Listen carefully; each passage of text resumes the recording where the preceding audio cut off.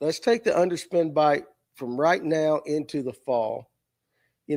How are we throwing it right now? So right now, in the summer, you really want to use that bait in a way where you are mimicking not just a profile, you are mimicking that whole interaction between the bait and the fish. Um, with forward facing sonar, the next thing to do is to figure out, we've got baits that look identical to herring, Yeah. but um, does it really swim and act like a herring, or does it just look like a herring? So I think, going forward, as the fishing pressure gets more and more, and these fish get pressured and more pressure and more pressure, you're going to have to figure out how to match the interaction that they have with one another. The bait fish and your bass, you're going to have to figure out a way to take a bait and not only look like a herring, but it has to match the interaction. It has to match the vibrations that bait fish puts out. Let's say, for example, and I think the underspin does it really well. You see this fish come up out there. You're up there fishing a brush pile, and you turn around and you look over your shoulder and you see, hey man, a 4-pounder just came up over here and hit the surface one time. You're going to have to figure out how to match that presentation to catch that bigger What fish. brought that fish up? What did he do? How did that fish come up and eat that bait? Like, what's he doing out there? That's what you're going to have to figure out how to match if you want to catch that fish. So, can you catch them off of brush with an underspin? Yeah. But this time of the year, our brush piles are so beat up. Mm-hmm. It's hard to get them to bite. Mm-hmm. So what do? You got another group of fish that's probably right over here out in front of the point who are actively feeding. So if you really watch these fish this time of the year, I think fish are more cover related in the summertime. They want to be, in cooler, deeper water. Now you got another group of fish going to be back in the shade, in the pockets and the creeks and stuff. Yeah. But these channel swing type places, channel swing points, channel swing humps, we get into a little current related stuff. Mm-hmm. But really to finish up on talking about, how to fish that bait right now. So you can throw out there to those fish that are feeding on that bait. And once they lock onto it, what a lot of people will do is they'll sit there and they'll go, here, fishy, fishy. Oh, it's on his nose. I'm sitting there watching him on forward-facing sonar. He won't eat it. If you'll take that bait and burn it back to the surface, you'll catch a lot of them fish. Make it flee. Yes. So the interaction is not one of the bait fish hanging out with the fish. He's not just sitting down there like, hey, buddy, what you doing? Would you go eat me today, or you come back tomorrow? They're not down there having this conversation. So, you really need to start thinking about. That's a smart way to think. You really need to start thinking about that interaction between what is your lure doing? What is the fish doing? What is the bait doing? What is the fish doing? How do they interact with them, with one another? And you're going to have to figure out how to make that imitation. Does that kind of explain? This happened to me last night, and I know it happened to Kevin last night too. Reeling in, make a cast out with a jig. It comes out of what we think is a strike zone, and we still start reeling in, and all of a sudden it gets hammered. Yep.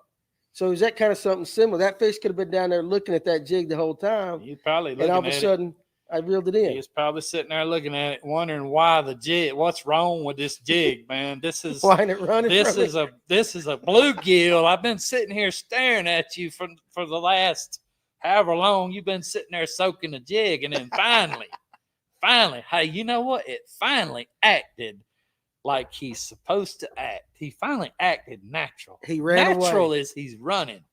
All right, so you got like the last second of your life. You're about to be gone. Yeah. Okay. Are you gonna spend it sitting there hanging out? No, dude, you gonna probably run for everything No, you my worth, fat ass dude. is gonna run. And that's what your bait fish is doing. He's not sitting there hanging out chit chatting, dude. He's gone. That makes He's sense gone. because, and you've probably heard guys say this 1,000 times. It was right there on his nose, and he wouldn't take it. There you go. He wouldn't take it. That's the cool thing for facing. It's like, all right, he's nose on it. You see him on TV, all them guys, he's Yep. nose down on it. He's nose down on it. Nothing. But that's like we were talking about, like I fish the Coosa a lot. And I've had guys over there who fish with me, and like I get going on a boat. He's like, what do I need to throw? So put a Carolina rig on with a baby brush hog. And he gets back to the boat, and he's reeling. And all of a sudden, one will blow up on it. I'm like, no. Rest of the day, when you get done fishing your cast, you about 3/4 speed all the way back to the boat. I guarantee you'll catch a limit, but that's what it is. That fish is sitting there nose down on that bait, and all of a sudden it takes off. Yep. He ain't got pockets. He ain't got it in the grocery basket. That's right. He can either eat it or let it go. Yep. Yeah. As Tracy Coker says, I've caught several on a jig that way, thinking it's done, reel it in, and one almost rips the rod out of your hands.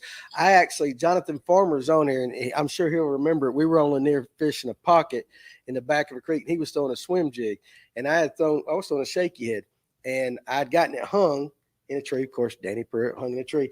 So I had tightened my drag down and got it out. Well, I turned around like a dumbass and didn't fix my next cast. I flew it out there, and I didn't like my cast. And I was reeling as fast as I can. Now, this was a striper.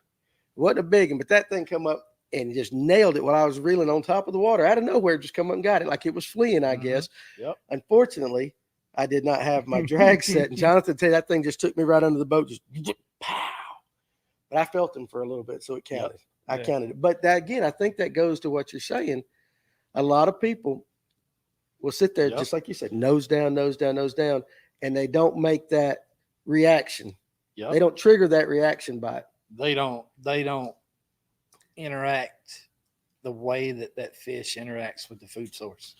His food source is not, is there times when they're together and they're just kind of sitting? Yeah, you probably need to leave them fish alone, go find something else, because they're going to be hard to catch. If your fish is ever just sitting out there, just like hovering around with the bait, just sitting out there lethargic, you probably need to go find a different area of the lake, go find some fresh fish, because them fish are probably going to be really, really tough to catch. Now, can you catch them doodling around with stuff? Yeah, but I wouldn't throw a bait fish presentation. I would throw a worm. I would throw, something, a drop shot or something like that. But your quality of your fish may change. Yeah. You may not catch better quality fish doing that. Makes sense. If you appeal, so let's just talk about Lanier. Lanier is a herring lake. We know the big fish in Lanier eat herring. So you have to find a way to appeal to a herring eater in order to catch fat, healthy herring eaters. If that makes sense. And it does. You're supposed to keep talking while I put my dip in. Oh, man. All right, well, let me ask you this. I know we're talking underspins, but given what you just said, say with a jerk bait, you pop, you come along, you see the fish come up, nose up, and it doesn't commit to it. What do you do? Do you start like fleeing that thing or just make it go erratic? Jerk bait's one of them deals where you have to figure out you have to cadence them. Used to, now with forward facing sonar, it's easy because you can watch how they're responding to it. But before you would you would count like maybe 1, 2, 1, 2, 1, 2, 1, 2, 3. Let it set 1, 2, 1, 2, 3, 1, 2, 1, 2, 3, 1, 2. Now with forward facing sonar, you can see which cadence appeals to them. Hey, maybe when they come up to it, burning it, they'll chase it and eat it. If it works, pay attention to that when your fish do that, because you might figure something out. No, that makes sense. When they do that. That makes sense. Now, you were talking that you fished the other day with a fluke, and you did pretty good with a fluke. On Allatoona. On Allatoona. Actually, listen to this. Go ahead and tell everybody what you did on Allatoona the other day. Yeah, well, it was nice. I had a 65-degree morning, and they were blowing up everywhere. I ended up catching 15 pounds on Allatoona in about 2.5, 3 hours. Now, Lanier the day before was not so good, and I saw some of those fish you were talking about that were with the bait. Mm-hmm. They were just below be a bait ball. There'd Yep. be one or two sitting right there with them. They wouldn't. You could throw a worm. They just weren't feeding. They were Yep. just hanging out. Yep.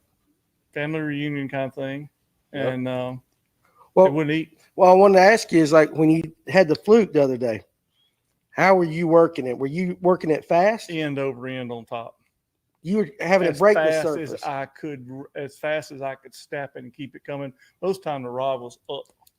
when they would hit it. I had to keep it up because literally it's coming end over end across top of the water. So you're looking like you're breaking the surface on it. Just like when you see a heron and they'll cut one out and he'll look like a porpoise. Mm-hmm. That's what my fluke was looking like. And when they would come up and get it, they ate the whole thing.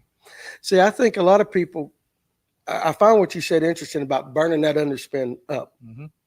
because I've talked to a lot of people. We talk about it, and I've not heard anybody say they're all slow rolling it over brush, or they'll speed it up when they get to the brush pile, but not making it flee to the surface. I haven't heard anybody talk about that this year. So when my brother was down with me, his fish up there, he's fishing for stuff. Gobies crawling around on the bottom. That's what he's Gobies. fishing for. Yep. There.